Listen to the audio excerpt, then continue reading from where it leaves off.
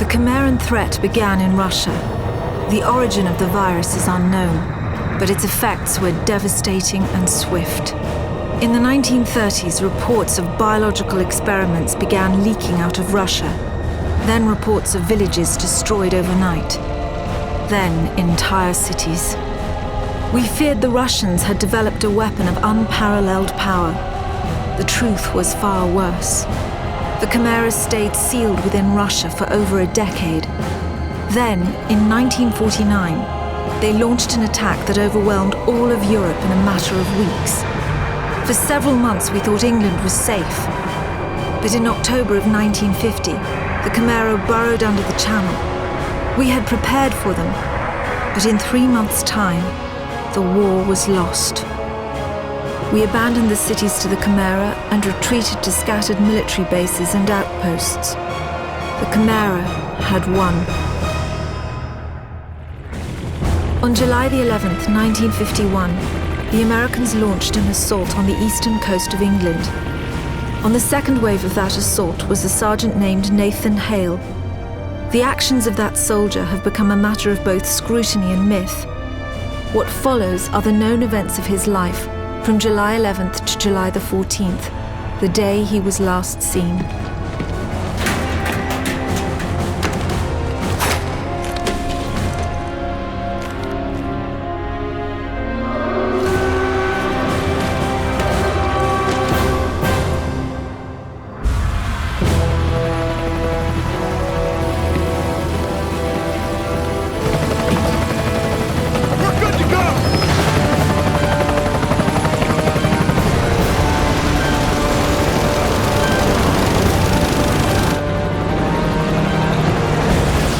Soldiers had no idea what they would soon be facing. The US government had sealed its borders in 1950. Radio waves and newspapers became state property.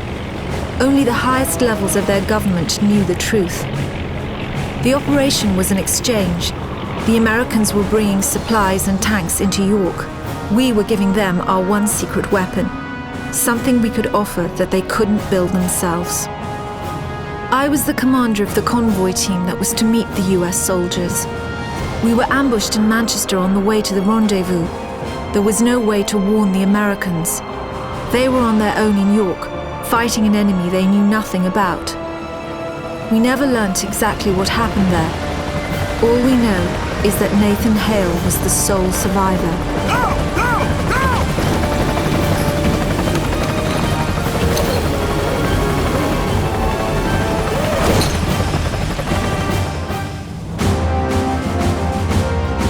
Captain, you seeing this? What the hell is that?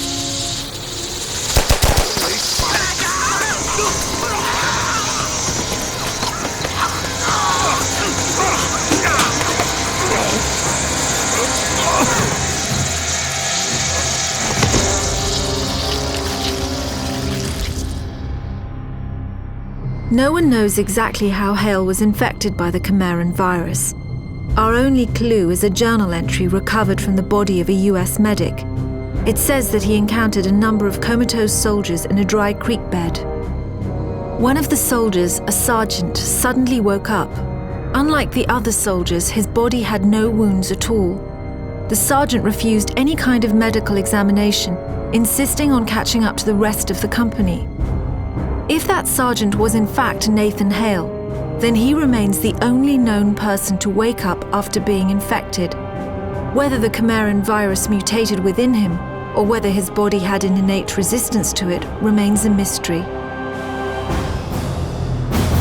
The Americans regrouped at an abandoned bus depot in southeast York. Under the command of a Captain Winters, they staged a daring tactical offensive. The Chimera had begun to close in on their position. If the Americans could secure the site, they would have a perfect landing zone, and the battle would tip in their favor. Well fought. We might just hold this little piece of heaven. Tapazzini, bring those tanks in here and scrape out a landing zone. Sir! Incoming!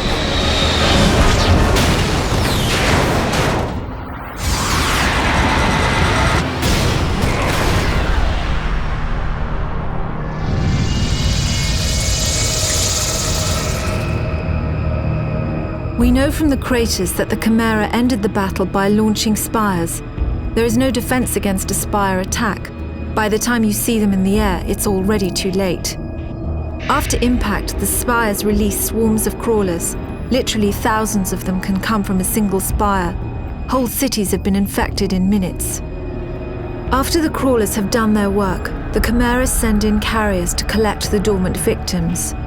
The role of the carriers is to transport infected humans to conversion centers. It's at these locations that the chimeran creatures are born. Hale was brought to a conversion center in the town of Grimsby. My convoy team and I were imprisoned at the same location. We had been captured uninfected, so we were put in makeshift pens until they could infect us.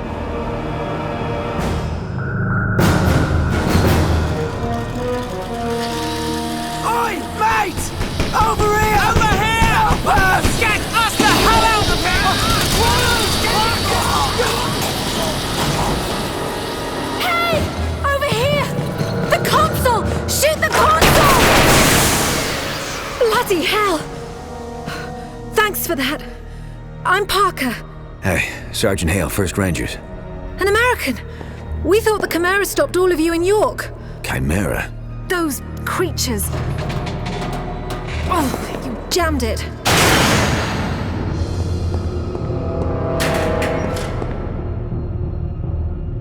I'm sorry, Hale. Looks like you'll have to find your own way out. I'll be in touch. Frequency 77.6.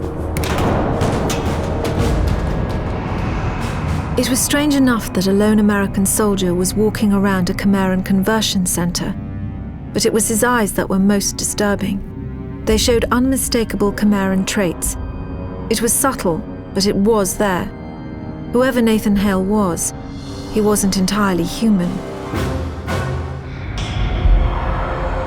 The conversion center was built on top of an old fish cannery. Networks of tubes transported the bodies from one stage of conversion to another. Once humans are infected by the Chimeran virus, they fall into a coma. The virus begins changing their bodies from the inside out, eventually turning them into one of the Chimeran creatures. The conversion centers simply speed up the process. During the second phase of the conversion process, the humans are wrapped in cocoons. This accelerates the final stages of the conversion. What emerges from the cocoon is determined by the strain of the virus. Each Chimeran creature is created by a separate strain. What we call hybrids, the ones that most closely resemble humans, have the shortest gestation period. The more beastly creatures take months to create and are made from multiple human bodies.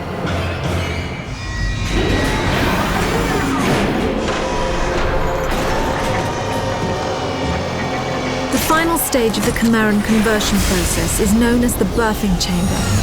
The cocoons are opened and new chimera are born. In the case of hybrids, a cooling apparatus is fused into their bodies. The Chimeran metabolism is roughly 12 times that of humans. This results in remarkable healing abilities, but also raises their body temperatures significantly.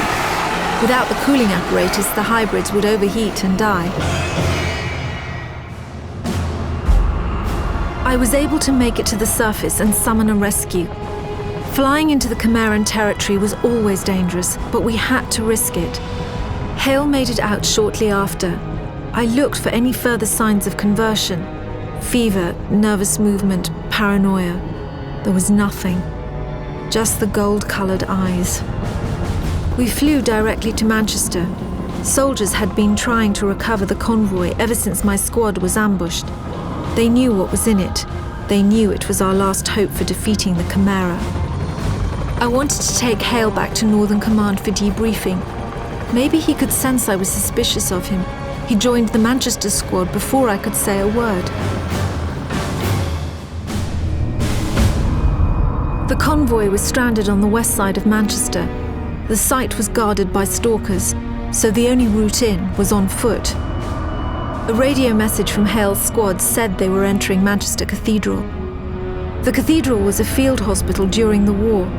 It was abandoned in a hurry and still had some supplies and ammunition.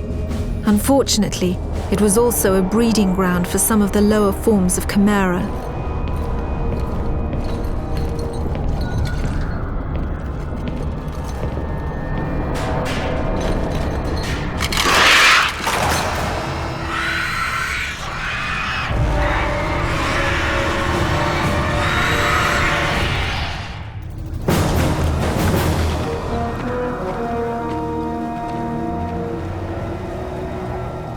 hell, mate? You all right? Get in here! Captain Mitchell's squad had located the convoy. Unfortunately, stalker sightings in the area made immediate recovery impossible. The stalker is one of the Chimera's most feared weapons. They move quickly and fire anti-aircraft missiles with deadly accuracy. The technology used in the stalker remains one of the most intriguing and frustrating mysteries of the Chimera. Mitchell had been fighting a losing battle most of the morning, holding out until reinforcements arrived. Meanwhile, the Chimera kept coming. To everyone on the ground, it seemed the convoy was all but lost. Mitchell to command. Site secure. All stalkers down. You've got your convoy. How about getting us a sodding medic? Parker here. We're inbound, Captain. 4 minutes out.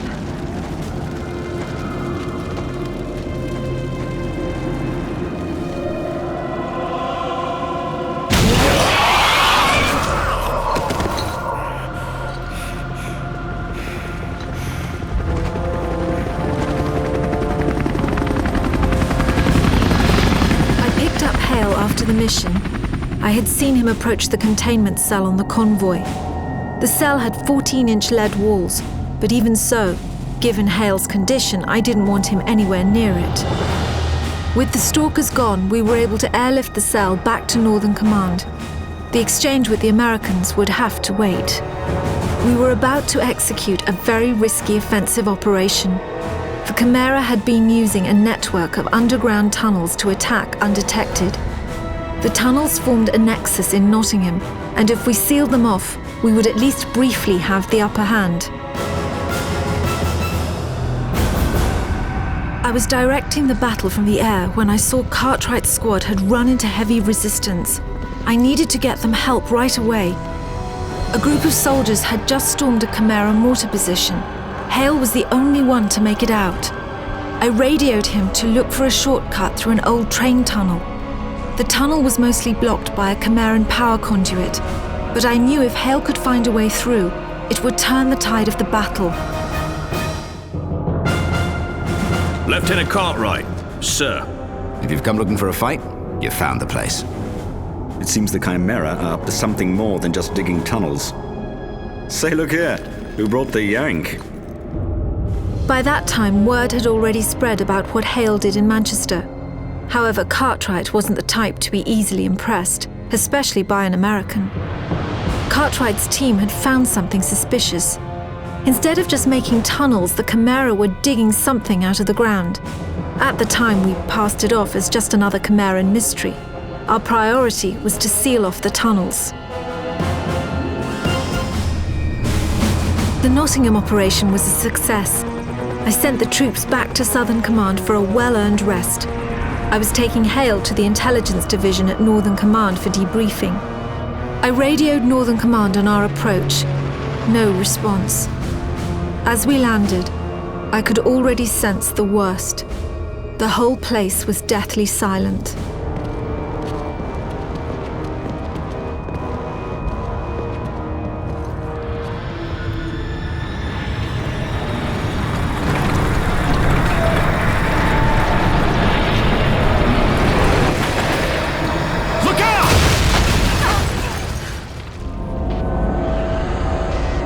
Been trying to radio Hale since the cave-in. I knew how the Chimera had found Northern Command, and more importantly, I knew why. They were after what the convoy had been carrying in Manchester. It had been carefully sealed in a specimen tank in our research lab.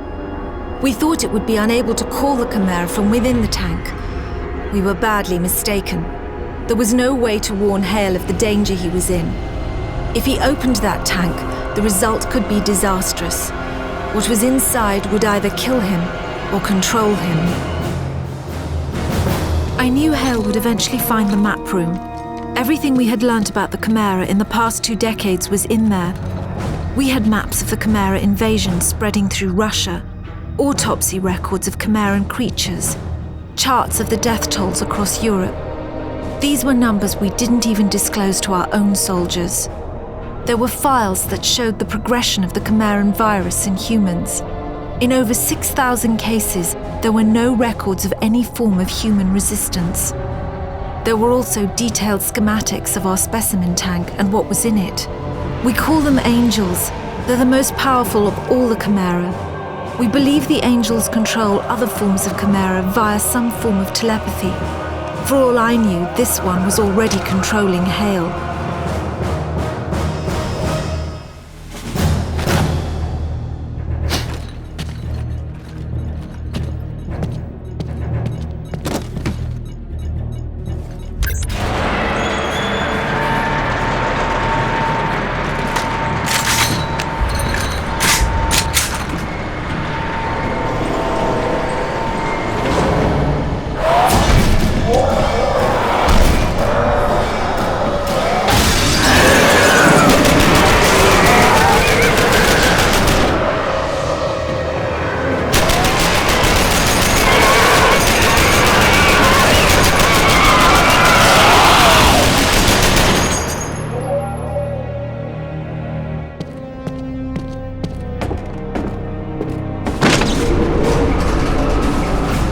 I'd almost given up hope of him surviving when I saw Hale coming up in the lift.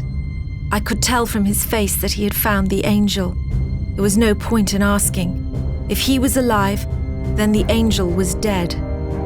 Hale was starting to show more effects of the conversion process. His movements had the unnatural quickness of the hybrids. Judging from the bullet holes in his uniform, he had acquired their healing capabilities as well. We had tracked the chimera leaving Northern Command to a gorge in Somerset. Cartwright led a squad of soldiers after them. It had been 2 hours since he had reported in. Hale volunteered to go after them. I expected he would locate Cartwright. There was no way I could have imagined what else he would discover in that gorge.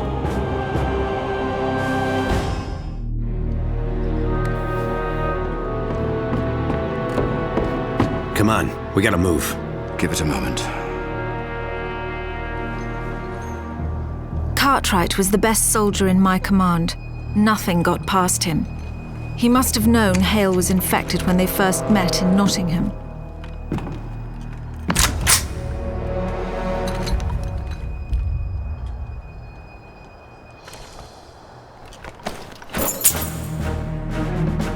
Fortunately, Cartwright never cared too much about the small stuff.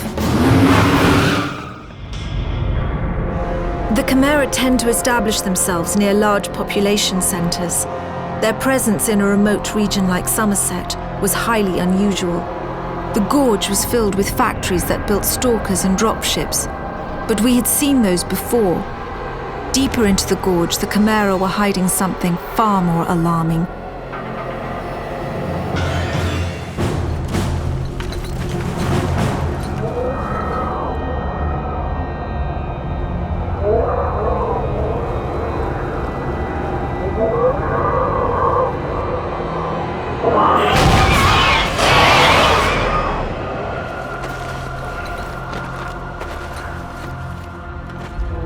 Are you all right?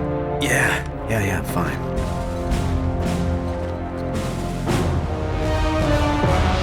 Hale and Cartwright had discovered the key to the entire Chimeran strategy.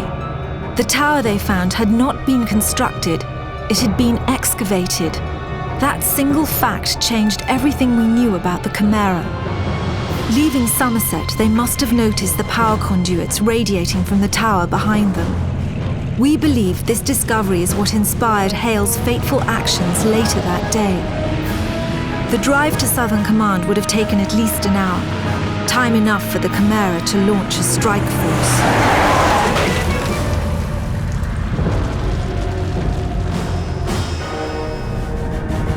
The soldiers fought off the worst of the attack on the northern entrance, but we then faced a graver threat. The Chimera had infiltrated the hangar on the south side. If we didn't get the planes out safely, then all would truly be lost. Get to the hangar! Make sure all the transports get out!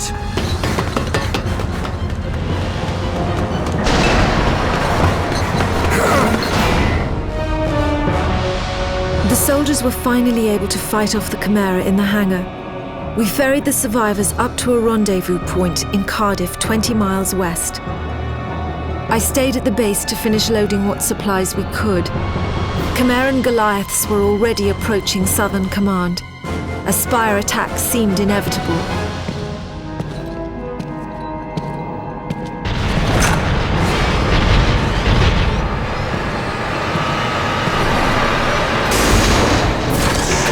Get in here. We've got scores to settle.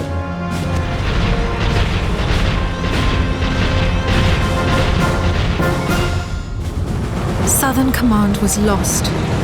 More than half our troops were lost with it. If not for the heroism of Cartwright and Hale, many more would have been killed, myself included. We were flying the survivors to a makeshift camp in Cardiff. Despite my insistence, Hale refused to board the last plane. The last time I saw Hale, he was looking over a map Cartwright had given him. I learnt later that it detailed the known paths of the power conduits. The conduits only run above ground for a short distance before burrowing deep into the Chimeran tunnels. Entering those tunnels is nothing short of suicide.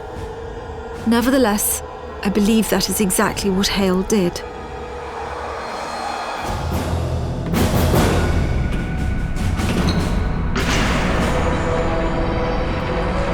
We believe Hale followed the Chimeran tunnels for several miles, finally reaching a major conduit junction. This would have led him directly into a Chimeran tower. The tower was most likely what we now know as C3. Each tower is named for its relative position in the conduit network. C3 is only 12 miles from the center. It would have been exceedingly well defended.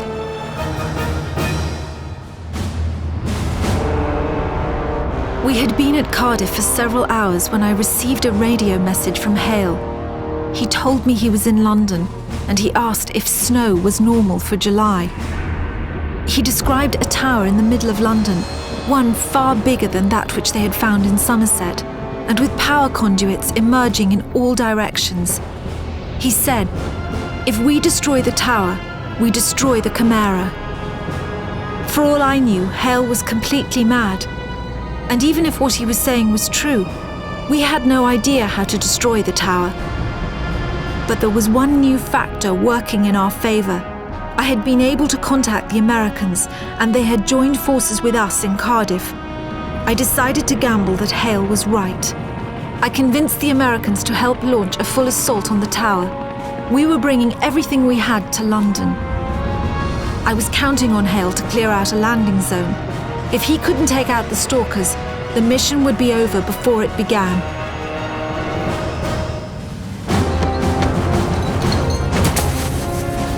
I'm outside. Where are you? Right, we see you now. Be advised, Sergeant. We're coming in heavy and a little low. Bloody hell! I can't land with that stalker there!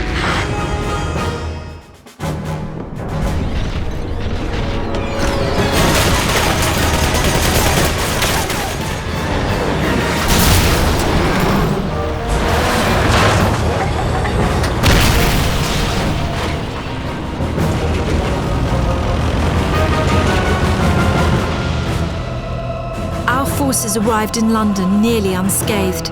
It was hard not to stare in awe at the tower.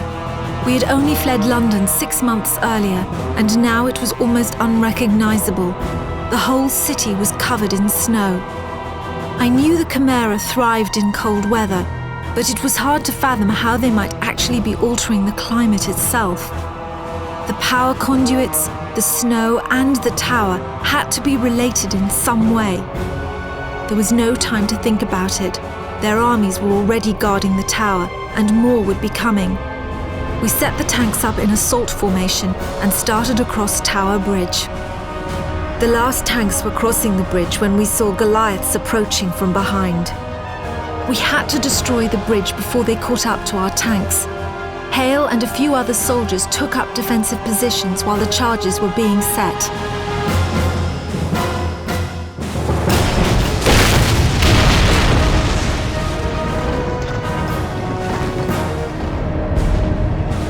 The outlook of the battle was growing bleaker by the second.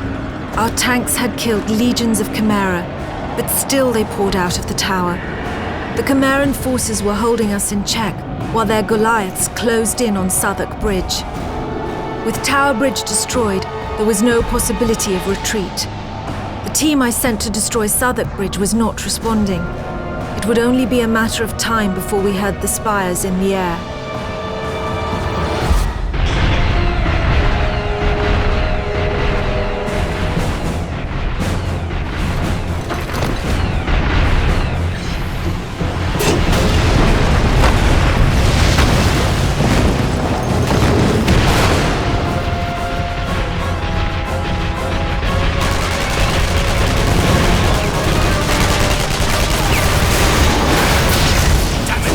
We could have used that.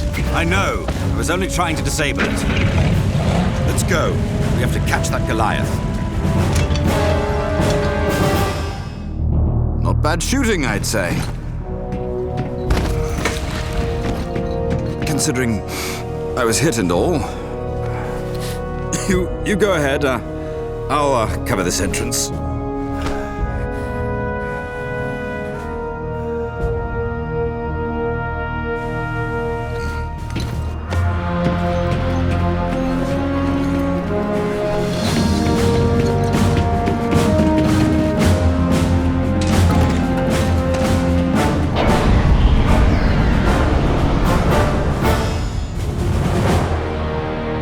We were losing the battle outside the tower.